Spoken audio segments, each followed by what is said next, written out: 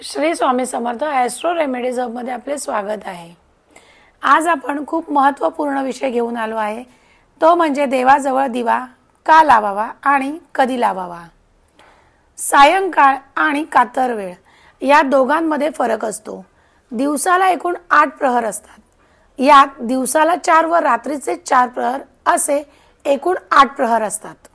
यात दिवसाचा चौथा प्रहर हा सायंकाळ असतो, जो 4 ते 7 वाजेपर्यंत असतो। त्यानंतर पुढे प्रदोष चालू होतो। संध्यामध्ये सूर्य अस्ताची वेळ आणि सूर्य पूर्ण अस्त झाल्यावर सायंकाळ व प्रदोष चालू होण्याची मधली वेळ हीच कातर वेळ असते, जी संध्याकाळी 6:45 ते 7:30 पर्यंत आहे। दिनमानानुसार ती बदलत जाते, जसे की उत्तरायणात सूर्यास्त उशिरा होतो तर दक्षिणायनात सूर्यास्त लवकर होतो। त्यामुळे संध्या समय वर खाली होतो। त्यामुळे दिनमानानुसार कातर वेळ बदलते। काही लोक सांगतात 7:37 ला दिवा लावावा, कारण कामाख्या देवीचा दिवा हा 7:37 ला लावतात। परंतु पूर्वी तसे नव्हते। पूर्वी गावाची ग्रामदेवता ही गावाची मुख्य अधिपती होती। गावात वरसकी पद्धती असायची।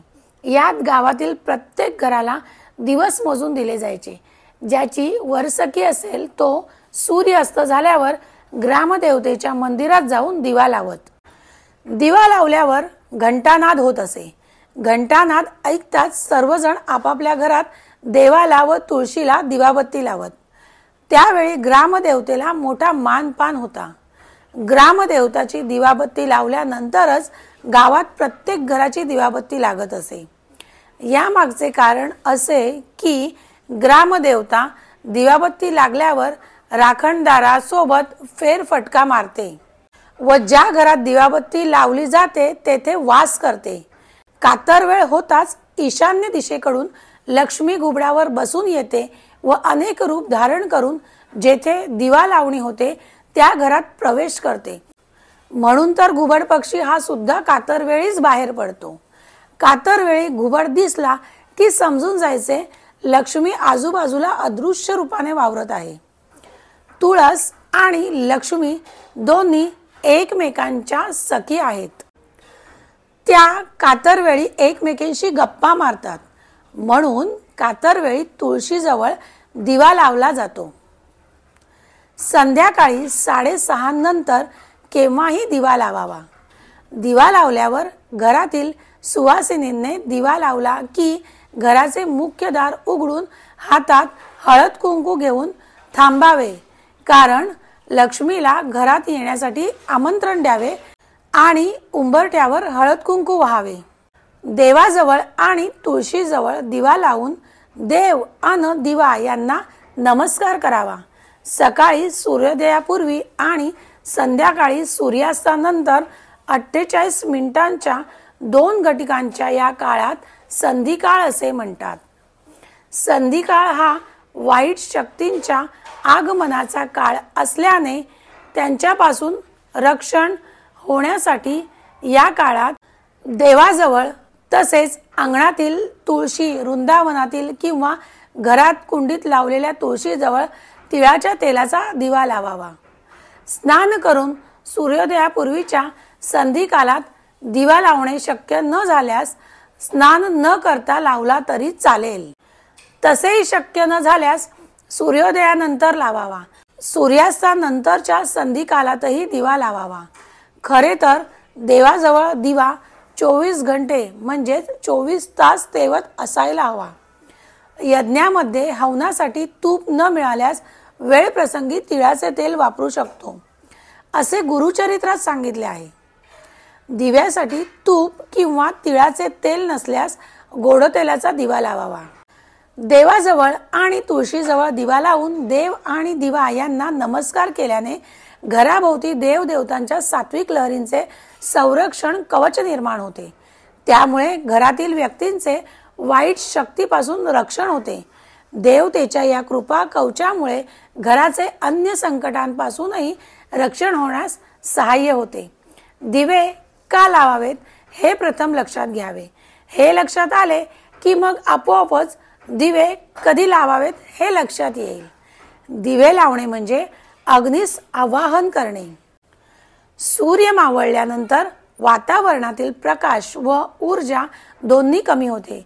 यामुळे जे जीवजंतू सूर्यप्रकाशात टिकू शकत नाहीत असे जीव वातावरणात लगेच पसरतात आणि असे जीव हे अतिसूक्ष्म असल्याने शरीरावरील जी रंध्रे असतात त्याद्वारे मोठ्या प्रमाणात शरीरात प्रवेश करू शकतात व स्वास्थ्य बिघडवू शकतात. स्त्रियांच्या शरीरावरील रंध्रे ही पुरुषांच्या शरीरावरील रंध्रापेक्षा मोठी असतात. त्यामुळे स्त्रियांच्या शरीरामध्ये जास्त प्रमाणात हे जीव प्रवेश करू शकतात व पुरुषांच्या तुलनेत स्त्रियांच्या जटिल शरीर रचनेनुसार स्त्रियांना जास्त धोका असतो. त्यामुळेच संध्याकाळी 7च्या आत घरी असावे असे सांगण्यात आले आहे.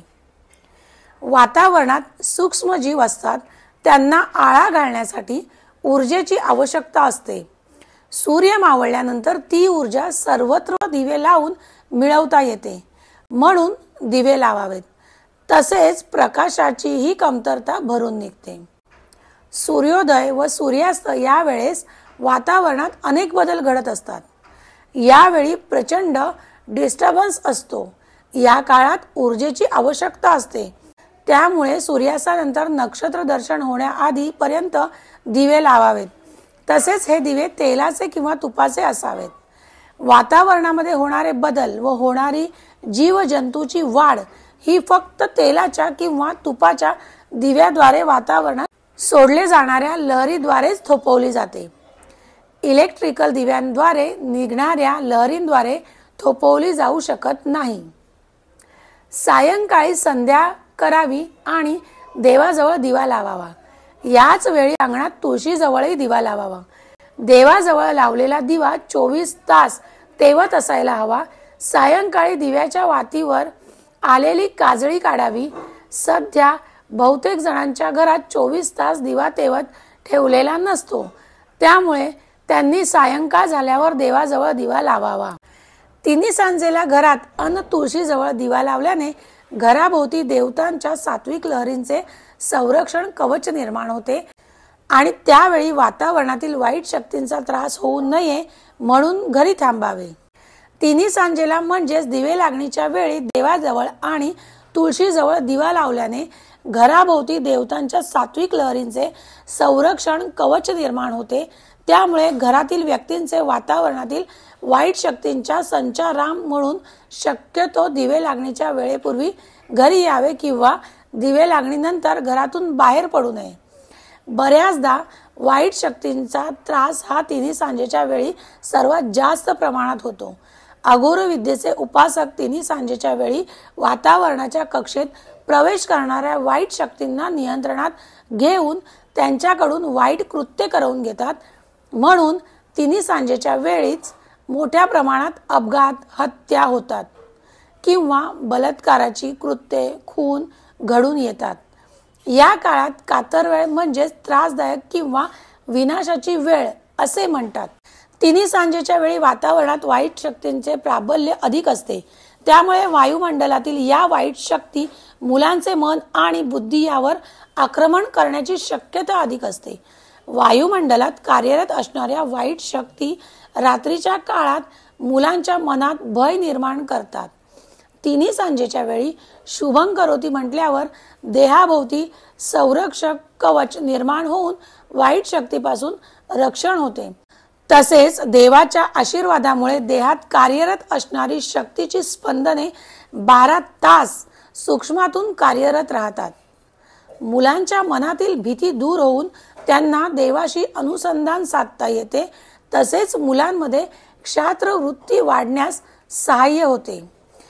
दिनमानाप्रमाणे देवाच्या नित्योपचारात बदल होत असतात. दिवस मोठा होत गेला की सकाळची पूजा लवकर करावी व सायंकाळची उशिरा करावी.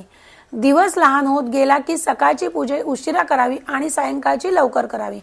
या 2 विभागात दोन्ही वेळेच्या पूजेत टायमिंग फिक्स ठेवा आणि पूजा व दिवे लागण करा.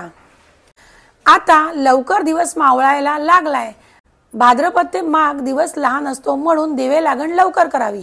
फाल्गुन ते श्रावण दिवस मोठा असतो. चैत्र वैशाखात तर सायंकाळी 7 वाजताही अंधार पडत नाही, तेव्हा सूर्यास्ताची वेळ झाल्यानंतर दिवे लागण करावी. देवाऱ्यात व तुळशीजवळ पहाटेपासून रात्री 9 वाजेपर्यंत दिवा तेवत ठेवणे. दुपारी चुकून किंवा आपोआप विझला तर हरकत नाही, कारण हिंदू धर्मानुसार रात्री 9 वाजता शेजारती झाल्यानंतर देव विश्राम करतात व तेव्हा उजेड नसावा. दिवा सूर्योदयाआधी आणि सूर्यास्तानंतर लावावा, कारण ती प्रकाशाची पूजा आहे. त्या प्रतीचा ऋणानुभाव आहे आणि प्रकाशाची पूजा म्हणजेच देवाची पूजा होय. धन्यवाद. खूप उपयुक्त माहिती आहे, सगळ्यांपर्यंत पोचवा. सगळ्यांना हा व्हिडिओ शेअर करा, जेणेकरून आपल्या हिंदू धर्माची माहिती सगळ्यांपर्यंत पोचेल. श्री स्वामी समर्थ. श्रीराम जय राम, जय जय राम.